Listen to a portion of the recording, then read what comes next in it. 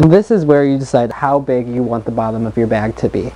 And you do that by determining with a rule how many inches across. And usually I do about a 3 or 4 inch bottom. And I think for this one I will go ahead and do a 5-inch one just to give it a nice roomy. And I'll just go ahead and take my ruler and line it up using this as the middle. So I want to make sure that I've got 2.5 on either side to get to my 5. And I'm just going to draw a line with this fabric pencil to show me where I need to sew my seam, and I'll pin it for even extra added security.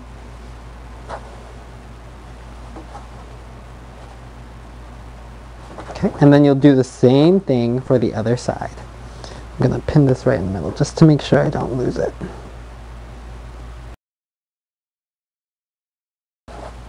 Let's see, 5 inches. 2.5. Here we go. Here we go. Just draw your line and pin it up. Alright, and then sew on the lines. So I'm going to change my stitch back to just a simple straight stitch.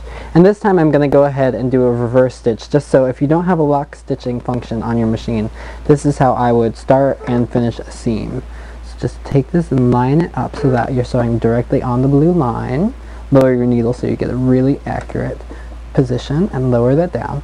And then just turn off my locking stitch function, and I'm going to use my reverse button for this one. So I'm just going to start the seam normally and press reverse and keep sewing.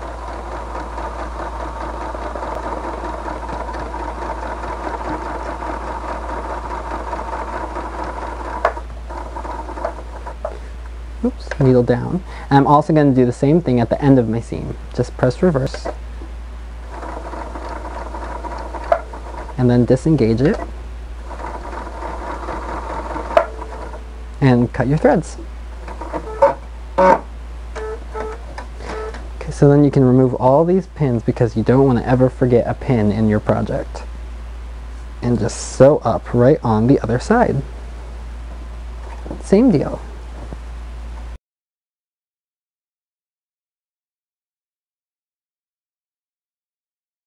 Just make sure you remove all of your pins. You can just take your pinking shears and cut these tips right off.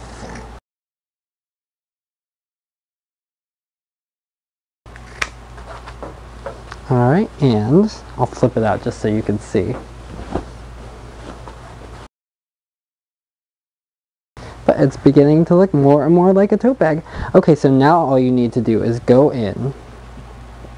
You have to, I think it's easier if you turn the bag inside out for this actually.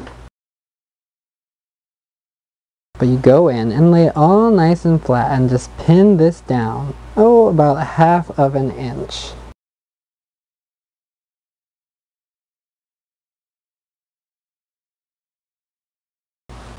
Now at the seams it might be a little bit more difficult, but just fold this down into the fabric.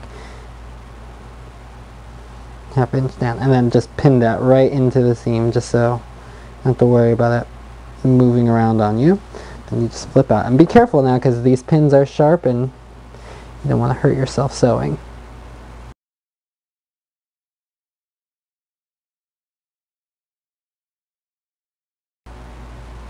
Okay, and then this you're going to, and I only pinned that just to make it easier, you're just going to go ahead and pin it down one more time using the length of the fabric that you pinned as a guide. So let's see, I'm just going to take this right here and flip it under. And this will create a very clean, no raw edges.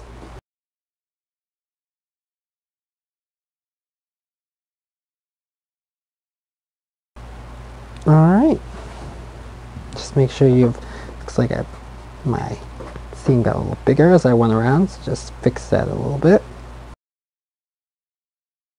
Okay, and now you are ready to insert a pocket. So I'm just going to sew this up really fast. All I'm going to do is sew along this edge, and sew along this edge and the bottom. And you'll see me do that on the machine. So I'm just going to keep a straight stitch on. Make sure I have my little pin cushion handy. I'm just going to use a 1/4 inch seam, throw my needle, lock stitch,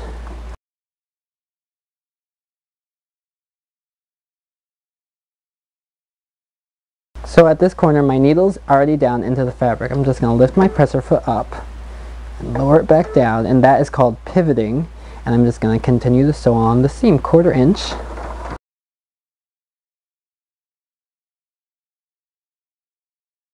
So needles down, just pivot,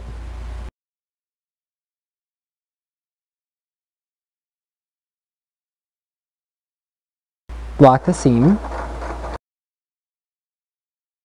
or lock stitch, just cut your threads. Okay, so now I can pull this out and flip it inside out. So there you have a very nice little pocket, and you can work those edges out. Very nice. You can just fold that under if you want. And so this will go, let's see, right underneath here, and you'll pin this in place so that when you sew up this seam, you'll also catch the pocket and sew it right in to the seam as well. So a couple extra pins just for security is a good idea here, because you don't want to miss this pocket. You don't want it to not be attached. Alright, so now I'm just going to go ahead and stitch up this top seam. Move my little iron out of the way. I'm going to switch to a small arm. Just take off the attachment. Makes it easier to sew up things like this. Using my presser foot as a guide always for this one. Just going to go ahead and drop my needle. Locking stitch, and here we go.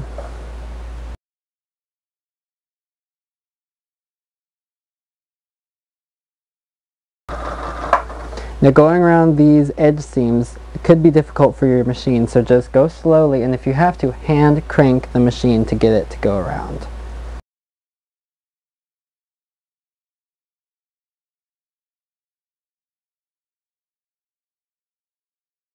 Alright, so there you go. So just do a lock stitch. You've met your other line. And cut the thread. Okay, so now all that's left of the bag are the handles. So you can flip it inside out. You can see it's a nice lined bag. Here it is. So now you just need to make the handles, and those are pretty fast, pretty quick. Let me just get some things out of the way.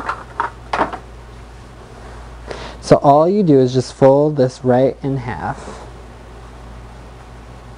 And it's a good idea to have an iron handy just to give it a little press to help it stay in, and make sure you have the right side that you want. Okay. So just go ahead and press this right on up. So you keep them all nice.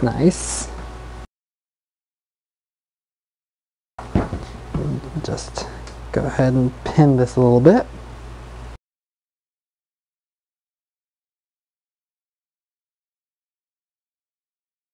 Alright, and then repeat with this one.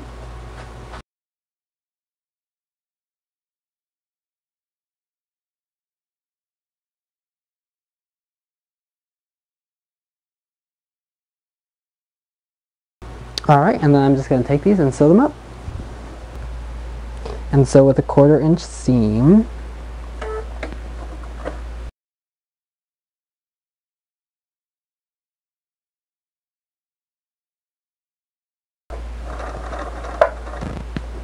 So just lift your presser foot and pivot. You're going to close off this edge because you're going to flip this piece inside out.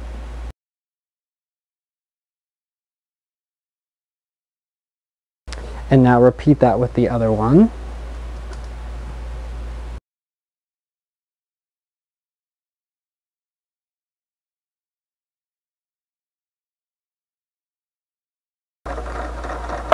And keep your needle in and pivot just to close up this edge.